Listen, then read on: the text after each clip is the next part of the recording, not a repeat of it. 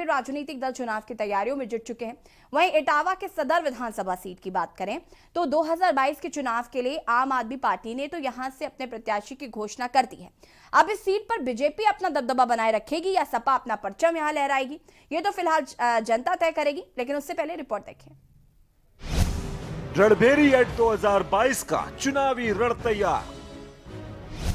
इटावा सदर विधानसभा सीट के दिल में क्या है? इटावा सदर विधानसभा सीट से कौन मारेगा बाजी? कितना उम्मीदों पर खरे उतरे विधायक?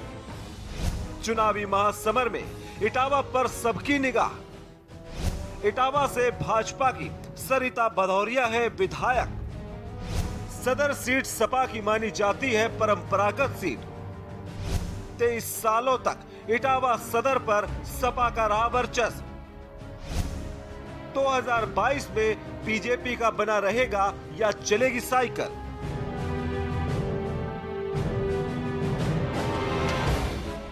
इटावा सदर सीट सपा की परंपरागत सीट मानी जाती रही है। मुलायम सिंह यादव के समय से ही इस सीट पर सपा का कब्जा रहा है। वहीं 2017 के विधानसभा चुनाव में सपा के इस वर्चस्व को बीजेपी ने तोड़ दिया। भाजपा की महिला उम्मीदवार सरिता भदौरिया ने सपा के कुलदीप गुप्ता संटू को हराया। ये सीट ब्राह्मण बाहुल्य सीट है और किसी भी पार्टी की जीत हार में ये निर्णायक भूमिका में रहती है। वहीं शहर में व्यवसायी वर्ग भी चुनाव के नतीजों को प्रभावित करता है। इन्हीं दो समुदायों का बीजेपी को भी 2017 में फायदा मिला है। यूपी में इटावा जनपद की पहचान ऐतिहासिक के महत्व के साथ लॉयल सफारी के लिए भी है। इटावा की सदर विधानसभा सीट उत्तर प्रदेश की एक महत्वपूर्ण सीट है। इस सीट पर सपा का लंबे समय तक कब्जा रहा है। 1993 से लेकर 2017 तक इस सीट पर सपा का कब्जा रहा है, जिसे 2017 के विधानसभा चुनाव में बीजेपी ने तोड़ दिया। इस चुनाव में भाजपा ने सरिता भदौरिया को चुनाव में उतारा तो वहीं सपा की तरफ से कुलदीप गुप्ता संटू चुनाव मैदान में थे। सपा के इस गढ़ में बीजेपी ने सेंध लगा दी और सरिता भदौरिया ने 17,342 वोटों के अंतर से सपा के कुलदीप गुप्ता को चुनाव हरा दिया। 2017 के विधानसभा चुनाव में सरिता भदौरिया को 91,234 वोट मिले, जबकि कुलदीप गुप्ता को 73,892 वोट मिले।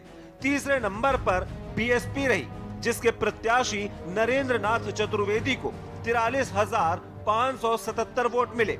वहीं 2012 में सीट से सपा के रघुराज सिंह शाक्य विधायक थे। 2002 से 2007 में सपा के ही महेंद्र सिंह राजपूत विधायक रहे। वहीं आगामी विधानसभा चुनाव को लेकर के न्यूज संवाददाता प्रमोद दीक्षित ने जनता के बीच जाकर उनकी राय जानी।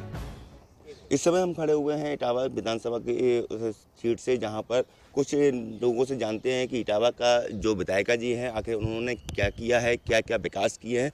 आइए कुछ लोग हमारे साथ में खड़े हुए हैं, उनसे बातचीत करते हैं। उनने तो यहाँ कोई नहीं विकास करो, हमने तो देखो ही नहीं विकास, जैसो तैसो ही है।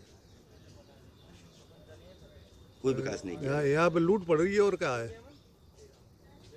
अच्छा। तो अगला मुख्यमंत्री किसको देखना चाहेंगे? अखिलेश यादव। योगी को क्यों नहीं? जब कुछ कर ही नहीं रहे फिर कहाँ देंगे? अखिलेश ने क्या किया? अखिलेश सब कुछ किया। अखिलेश ने सब कुछ किया। देखिए इनसे जानते हैं। क्या नाम है बाबू जी आपका? अर्जुन सिंह। अर्जुन सिंह। कहाँ रहते हो? इंदिरा नगर। इंदिरा नगर। आखिर इटावा के जो बीजेपी जो विधायक हैं उन्होंने क्या क्या विकास किया? विकास तो नहीं किया, लेकिन आदमी की भावना विकास की तरफ उन्हीं की तरफ है। अच्छा। हाँ। क्या कहेंगे? ये कहेंगे कि बीजेपी को वोट देंगे। तो अगला मुख्यमंत्री आप किसको बीजेपी का देखना चाहते हैं। अखिलेश को क्यों नहीं? अब अखिलेश को इसलिए नहीं कि उनके समय में शांति व्यवस्था अच्छी नहीं थी। इनके समय कम से कम शांति है, ऐसा है। युवाओं को कितना असर पड़ा है इस योगी सरकार में? रोजगार अच्छा मिला, पक्षपात नहीं है इस सरकार में। अच्छा, महंगाई कितनी बढ़ी है? अब महंगाई तो समय के हिसाब से बढ़ रही है, वो बढ़ेगी। पहले अगर महंगाई नहीं बढ़ेगी आदमी संपन्न होगा नहीं। 8 नंबर दिए हैं विधायक जी को। क्या नाम है आपका? हाकिम सिंह, हाकिम सिंह, विजयनगर इटावा। विजयनगर। इटावा की जो विधायक जी हैं उन्होंने क्या क्या विकास कार्य किया आपके क्षेत्र में? नहीं, विकास तो कुछ नहीं हुआ भाई। यहाँ तो सब बेरोजगारी बढ़ गई, महंगाई बढ़ गई, हर चीज़ बढ़ी हुई है। आदमी परेशान है, अत्याचार चारों तरफ हो रहा है और लड़कियों पे औरतों पे सब कुछ हो रहा है। हम तो ये कहते हैं किसी की सरकार आज सुरक्षा हो आदमी की, मनुष्य की उन्नत हो, रोजगार मिले जनता को, ऐसा मुख्यमंत्री है वो। ये नहीं पक्षपात अत्याचार हो लोगों में, वो गलत है। आदमी सही होना चाहिए, किसी के साथ पक्षपात ना करे, ऊंच नीच की भावना ना हो किसी के मन में, ना मतलब एक दूसरे को देख के नीचा दिखाने की कोई कोशिश करे। एक समान होना चाहिए आदमी को, सबको। साफ तौर पे कहना है कि विकास किसी और का और नाम किसी और का। तो यहाँ पर सारे लोग यही बता रहे हैं कि जो योगी के राज में जो इटावा की जो विधायिका है उनके द्वारा अभी तक इटावा के शहर के अंदर कोई भी विकास कार्य नहीं किया गया। जो भी विकास कार्य है वो अखिलेश यादव के सरकार का है। विकास के मामले में जैसे गरीब जनता है, कोरोना बीमारी चली, इसमें जो गवर्नमेंट की योजनाएं थी वो विकास का काम हुआ, किसको क्या लाभ मिला वो तो हम सक्षम नहीं बता सकते कि वास्तविक गरीब जो है उसको मिला कितना लाभ, और जो गरीब नहीं है, गरीब मतलब नहीं है उसे लाभ मिला। इस चीज़ का तो निर्णय हम नहीं बता सकते, लेकिन इसमें अनियमितताएँ अधिकारियों स्तर पर कहीं कहीं हुई हैं। ऐसी कोई योजनाएं गवर्नमेंट की इटावा के लिए न तो इस सरकार ने किया, और जो पहले पिछले कार्यकाल में हो चुके थे वही 4 साल 4.5 साल में चली। अब जैसे इनकी योजना थी कि ग्रामीण क्षेत्रों में गड्ढा मुक्त सड़कें सिविल लाइन और सिटी के अंदर तो दिखाई दी जाती है, लेकिन गांव के ग्रामीण क्षेत्र में हम कभी कभी जाते देखते गड्ढे हैं। मैं इस जो है सरकार से 70 साल के दरमियान ये भारत का स्वर्णिम काल है। इसमें राज्य सरकार भी अपना पूरा जो है मनोयोग से काम कर रही है और केंद्र सरकार भी कर रही है। और रह गई ये जो है शासन, यहाँ पर जनता तो कभी किसी से संतुष्ट नहीं होती है, स्वतः कुछ करना नहीं चाहती, सरकार की ही अपेक्षा रखती है। लेकिन जो कार्य जो है शांति और सुरक्षा की व्यवस्था इस सरकार में है, वह जो है विशेष दूसरी सरकारों में नहीं मिली है। और विकास तो सभी सरकारें करती हैं, लेकिन पक्षपात तौर पर करती हैं। शहर का विकास, शहर की विकास की हम बात नहीं करेंगे, हम केवल योगी की बात करेंगे। समझे? योगी ने जो 4.5 साल में किया है वो अच्छा किया है। समझे? हर तरह की सुविधाएं दी हैं, गुंडा राज खत्म हुआ है, समझ में आई, विकास भी हुआ है। इतने मेडिकल कॉलेज आज तक नहीं खुले हैं जितने योगी के टाइम में खुले हैं। यहाँ तो जनपद जो पहले हो चुका था वही सेम है, मान लो। यहाँ तो और कोई मतलब विकास होने का प्रश्न ही नहीं है, समझ में आई। यहाँ कोई विकास होने का कोई सवाल ही नहीं है। कॉलेज है, मेडिकल कॉलेज जरूर नहीं है, मेडिकल कॉलेज मान लो जिला में है, एक सैफई में है, और यहाँ तो जिला अस्पताल है, समझे। और यहाँ इंजीनियरिंग कॉलेज भी है। अब सुविधाएं वाली बात, मान लो सड़कें ठीक हैं, पहले से भी ठीक थी, जो नहीं ठीक थी वो दुरुस्त हो गई हैं। ये बताई थी, अब इन्होंने भाई साहब ने बताई गुंडागर्दी की सरकार थी। गुंडागर्दी की सरकार तो नहीं चलनी थी, गुंडागर्दी इन्होंने उस पर तो कंट्रोल हो गया है।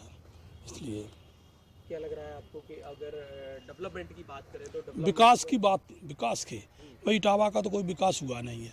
सड़कों की जैसी पोजीशन थी वैसे ही है, उस पर कोई विकास नहीं हुआ है। स्वास्थ्य की पोजीशन है, स्वास्थ्य का तो पूर्व से ही हमारा मेडिकल साहब पूरा था, कम से कम स्वास्थ्य के बारे में तो ये गवर्नमेंट ने जो किया है वो अपने हिसाब से सही किया है। बाकी रोटी तभी हमको मिलेगी जब हम खुद कमाएंगे। सरकार से हमें हर चीज़ की अपेक्षा नहीं करनी चाहिए, सिर्फ सुरक्षा और मेडिकल ये हम थोड़ी सी अपेक्षा कर सकते हैं, वो इस सरकार में हमको मिला है।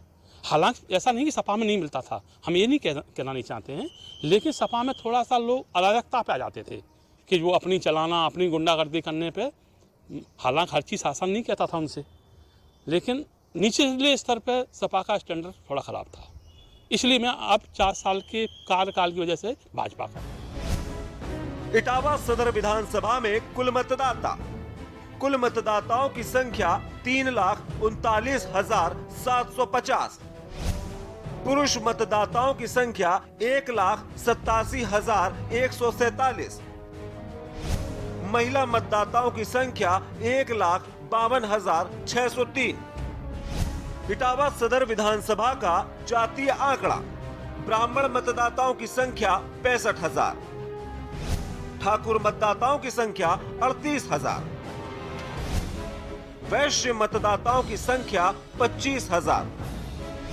यादव मतदाताओं की संख्या 35,000। लोधी मतदाताओं की संख्या 35,000।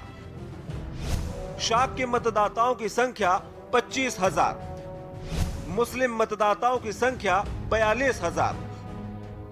कुर्मी मतदाताओं की संख्या 8,000। 2017 का इटावा सदर विधानसभा का चुनाव परिणाम।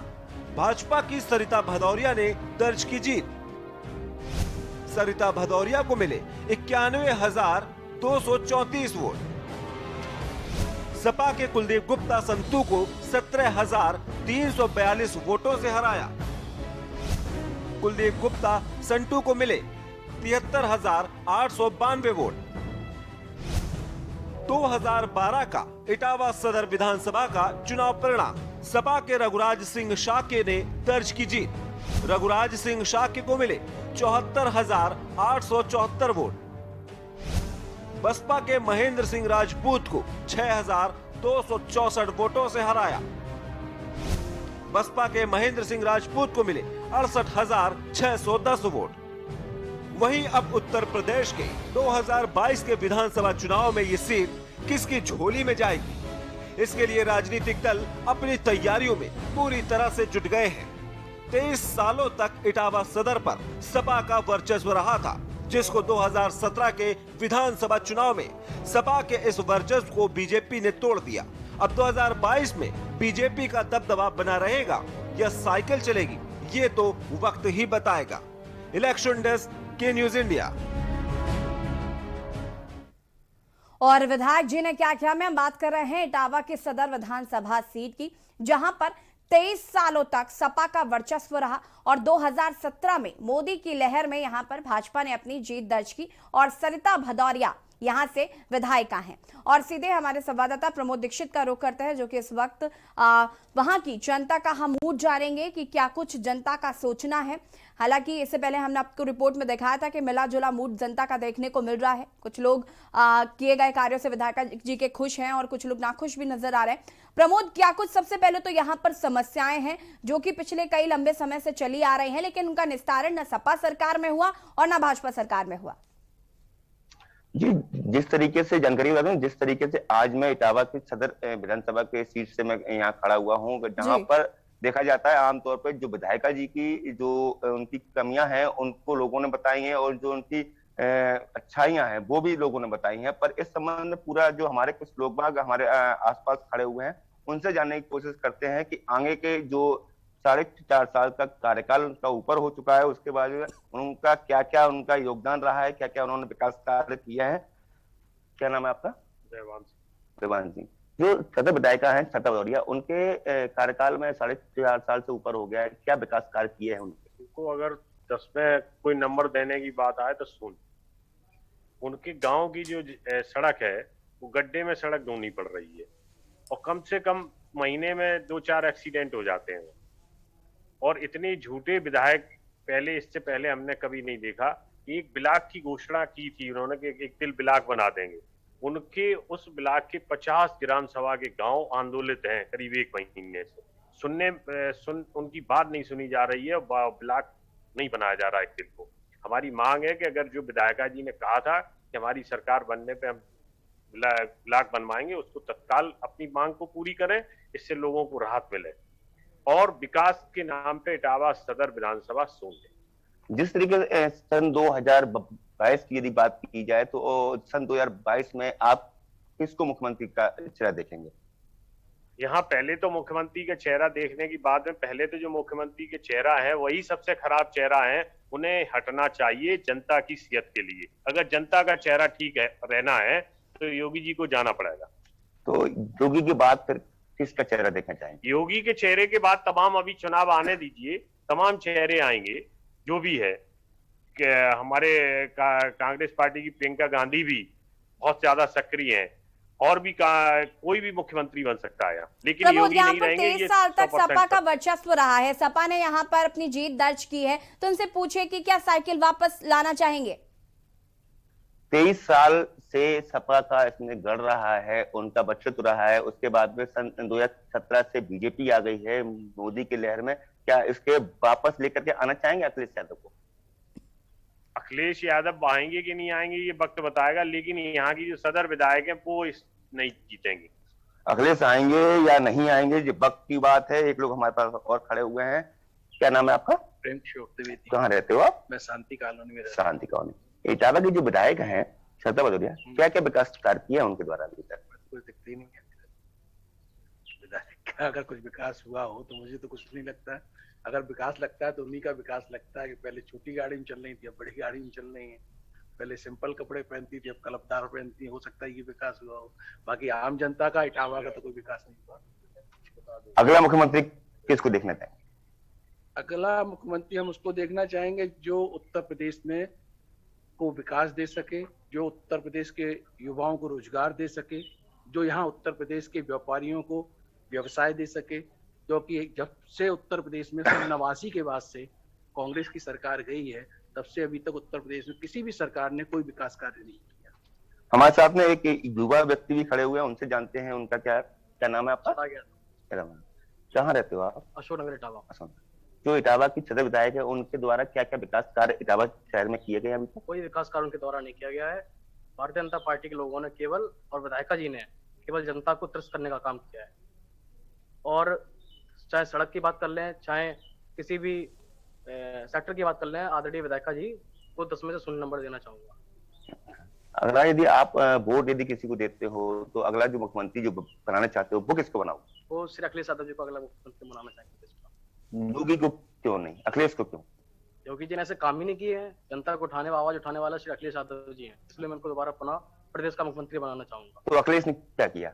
अखिलेश ने आपकी सारी योजना की है। इटावा के लिए लॉन्च सफारी बनाई, काफी परियोजना है जिसका उन्होंने काफी अच्छे पैमाने पे, ऐसे डायल यूनिट की बात कर लें, एम्बुलेंस की बात कर लें, और बेटियों की पढ़ाने के लिए अच्छी उन्हें शिक्षा दी है। यहाँ पे इटावा में बेटियों को पढ़ाने की अच्छी शिक्षा दी है। एक हमारे साथ में एक महिला प्रमोद जी हम आगे रुक करेंगे, जनता का मूड जानेंगे। चूंकि ब्रेक का टाइम हो रहा है, जल्दी आपके पास वापस आते हैं और जानेंगे कि जनता क्या कुछ सोच रही है। आपको बता दें कि आज हम विधायक जी के ने क्या किया में बात कर रहे हैं इटावा की सदर विधानसभा सीट की, जहां पर जनता विधायिका जी के काम किए गए से नाखुश नजर आ रही है और आगे परिवर्तन की राह सोच रही है। फिलहाल वक्त हो गया एक छोटे से ब्रेक का, जल्द हाजिर होता है।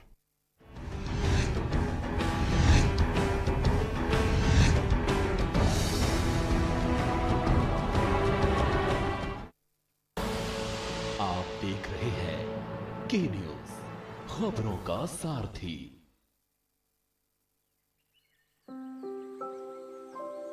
मैं शाइना, दिल्ली गवर्नमेंट स्कूल की एक स्टूडेंट।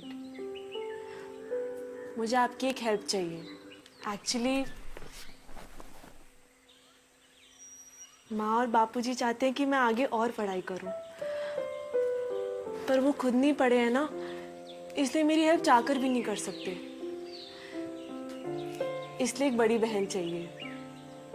एक बड़ी बहन चाहिए जो मुझे समझे, मेरे सारे कंफ्यूजन्स को दूर कर दे, जिससे ना मैं फ्री होकर अपने सारे डाउट्स पूछ सकती। और यही मिस करती हूँ मैं एक बड़ी बहन को।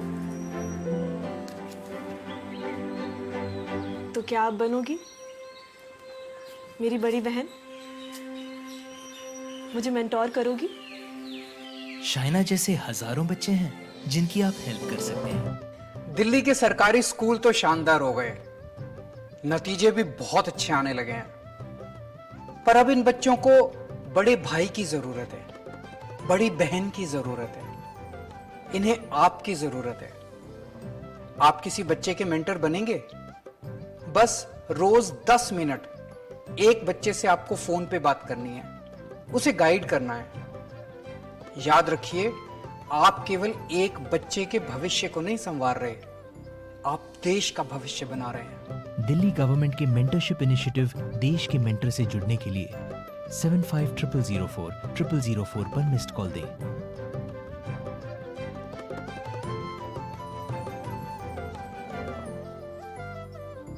खुदी को आजमाया है तो ये अंदाज आया है, खुदी को आजमाया है तो ये अंदाज आया है। तुम में भी मैं हूं, शुद्ध प्लस पान मसाला।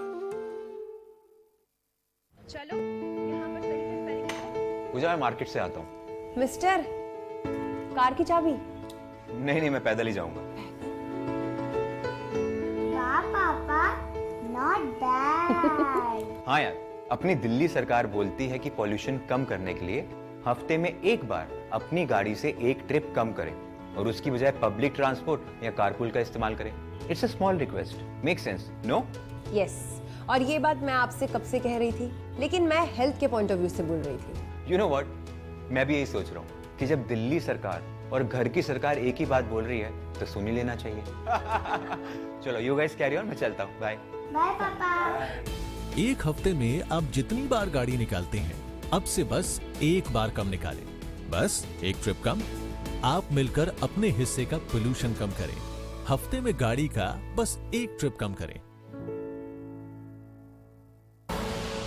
आप देख रहे हैं के न्यूज, खबरों का सारथी।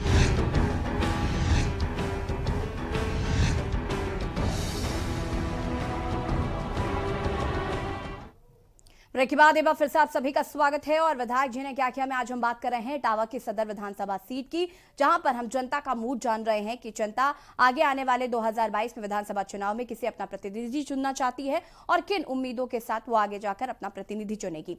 और सीधे हमारे संवाददाता प्रमोद दीक्षित का रुख करते हैं।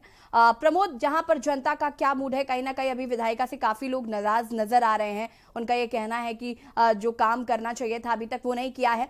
मैं चाहूंगी कि आप और लोगों से भी बात करें, उनसे जाने कि जो वादे उन्होंने किए थे वोट मांगने के दौरान, उनमें से क्या कोई एक दो भी पूरे किए हैं उन्होंने?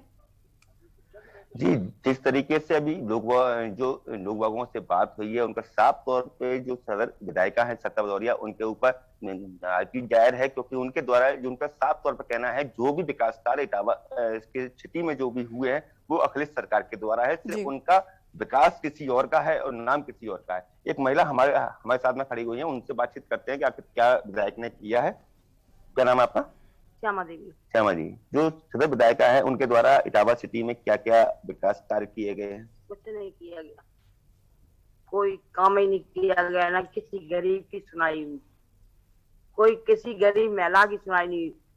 आदमी उनके द्वारा जाता है वो मिलने से इनकार कर देती है, टाइम ही नहीं है हमको। यहाँ की महिला एक विधायक है और एक महिला विधायक होने के बावजूद यहाँ पर जो महिला है वो कितनी सुरक्षित है? कोई सुरक्षित नहीं है, कोई सुरक्षित ही नहीं है। तो योगी जी ने कही थी कि हमारे कार्यकाल में महिला सुरक्षित रहे। काय की सुरक्षा? किसी कोई सुरक्षा नहीं है, कोई महिला सुरक्षित नहीं है, ना किसी की सुनाई होती ना हुई। अब इतने दिन हो गए कोई महिला की सुनाई नहीं हुई। अगर डॉक्टर के यहाँ जाओ तो वो मना कर देता, कहीं भी जाओ कोई सुनाई नहीं है। इस सरकार में किसी ने सुनी नहीं, चाहे लड़का हो और चाहे लड़की हो। तो अब की बार आप किसको मुख्यमंत्री बनाएंगे? ये तो हम आप वक्त ही बताएगा किसको। आप बीजेपी को वोट नहीं देंगे अभी, आप कोई हाल कोई कीमत में नहीं देंगे, क्योंकि बीजेपी ने जो किया वो सब भ्रम में डाल के किया। ना उनके सांसद सुने, ना उनकी विधायक सुने, या कोई मंत्री सूर्य प्रकाश साई के पास भी गए थे, उनने भी उस दिन टाल दिया कि अभी नहीं, अभी हमें फुर्सत नहीं है। कोई मंत्री भी नहीं सुनता यहाँ। आप देख सकते हैं जिस तरीके से एक महिला जो हमारे पास में खड़ी थी वो भावुक हो चुकी हैं और इसका साफ तौर पर कहना है कि योगी सरकार में कोई उनकी सुनवाई। प्रमोद, यहाँ पर वो स्वास्थ्य सुविधाओं की बात कर रही थी कि स्वास्थ्य सुविधाएं यहाँ पर नहीं है। क्यों आप यहाँ पर, क्या आपने कभी जानने की कोशिश की है कि स्वास्थ्य सुविधाएं क्यों लोगों को नहीं मुहैया हो पा रही हैं? वहां पर क्या डॉक्टर्स नहीं है? किन तरीकों की समस्याओं से जूझ रहे हैं यहाँ पर लोग? यहाँ की यदि स्वास्थ्य विभाग की यदि बात की जाए तो यहाँ स्वास्थ्य सेवाएं तो सब कुछ उपलब्ध है, पर यहाँ पर जो लापरवाही कई बार आ चुकी है। जैसे कोविड काल में भी सैकड़ों लोगों की मौतें जाने जा चुकी हैं, उसके बावजूद भी स्वास्थ्य विभाग का नहीं हो पाया था, जिसके कारण से इटावा के जो सीएमओ थे उनको भी हटाया गया था। उसके बाद दूसरे सीएमओ लेके आए गए, उनके भी हालचाल अभी हाल फिलहाल यही है। और रही बात आगे की, तो आगे में काफी हद तक सुधार आ चुका है। बिल्कुल प्रमोद, कहीं ना कहीं बिल्कुल ये साफ असर नजर आ रहा है कि जनता बिल्कुल परिवर्तन के मूड में नजर आ रही है और आगे, लेकिन ये वक्त बताएगा कि 2022 में वो किसे अपना प्रतिनिधि चुनती है। फिलहाल आपका बहुत बहुत शुक्रिया।